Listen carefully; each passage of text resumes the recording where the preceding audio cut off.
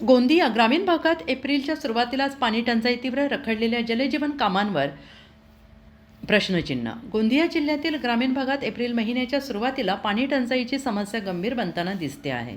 अनेक गावांमध्ये पिण्याच्या पाण्याचा पुरवठा विस्कळीत झाला असून नागरिकांना मोठा त्रास सहन करावा लागतो आहे.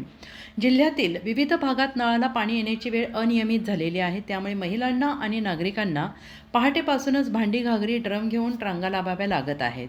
काही ठिकाणी तासनतास प्रतीक्षा करूनही पाणी मिळत नसल्याचं चित्र आहे. दरम्यान ग्रामीण भागात जलजीवन मिशनची सुमारे 70% कामे पूर्ण झाली असली तरी मागील 5 वर्षांपासून अनेक ठिकाणी कामे अपूर्ण आहेत आणि ही कामे तातडीनं पूर्ण करून नियमित पाणी पुरवठा सुरू करावा अशी नागरिकांची मागणी आहे.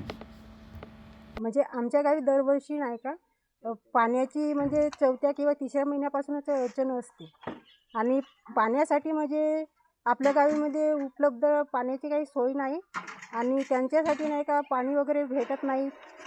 बोरवेलला थोडा पाणी येत आहे. मग आपल्या गावामध्ये थोडासा म्हणजे पाण्यासाठी लाईन वगैरे लावा लागते आणि नंबर वगैरे असं हो एक तास म्हणजे एका गुंडीला भरायला लागते ना. पाणी येत नसते तर थोडा येत असते बोरवेलला पाणी. माझी अशी मागणी आहे की जल जीवनचे कामं पूर्ण करावे अशी हे शासनाकडे अशी मागणी आहे आमची.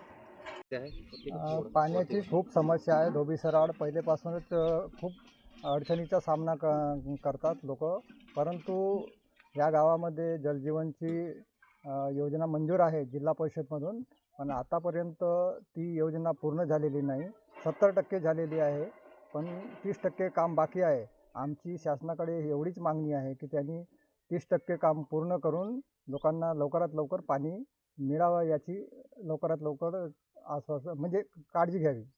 अशी रांगा दररोज राहते का उन्हाळ्यामध्ये? हो, उन्हाळ्यात 3ऱ्या-4थ्या महिन्यापासून 5व्या महिन्यापर्यंत खूप रांगा लागतात ना, खूप त्रास होते पाण्यासाठी. व्यवस्था काय करताय आपण? आम्ही व्यवस्था आता मी माझ्या परीने ग्रामपंचायतच्या पणे 1 किलोमीटरपासून मी शेतातून पाणी आणतो आणि लोकांची पाण्याची गरजा पूर्ण करतो.